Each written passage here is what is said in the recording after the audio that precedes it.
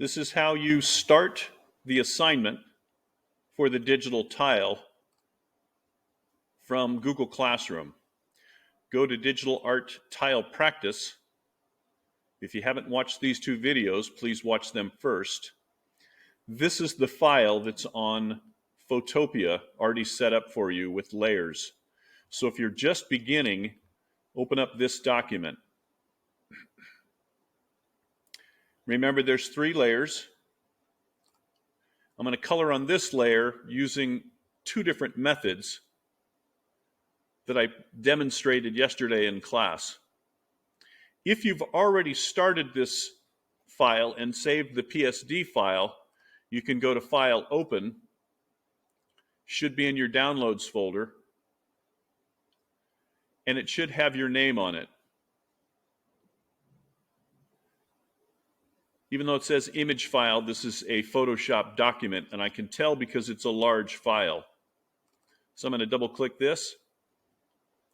This has the various layers, including the color layer, which is actually this blue background layer. This is the people layer, which has the people colored in a different layer, and you can see these various layers by turning them on and off here. So as I showed yesterday in class, I'm hitting Control+ to zoom in. I'm going to select this area right here using the Lasso Tool. The Lasso Tool is underneath the Marquee Tool, or the Rectangular Select Tool, right here. Notice that the letter L can also get you there. So with the Lasso Tool selected, I can go in and draw a line of selection around certain areas and color them. If you get sloppy and you don't quite get the whole piece, like I cut this corner off right here, if I were to fill this right now by doing Edit, Fill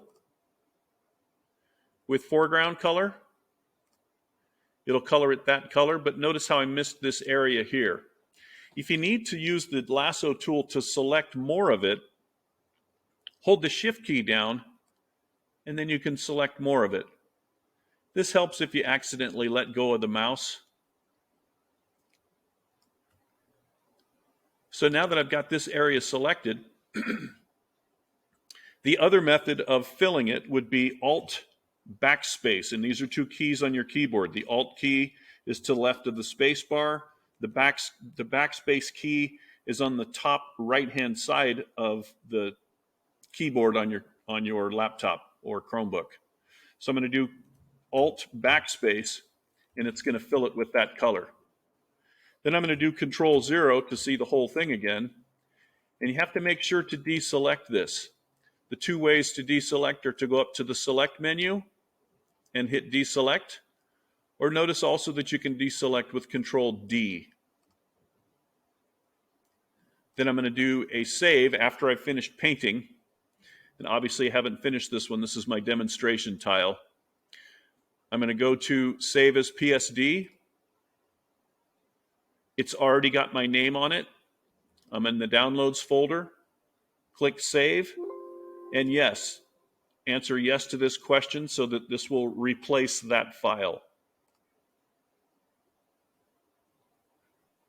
When you're completely done for the day, also do File, Export as JPEG.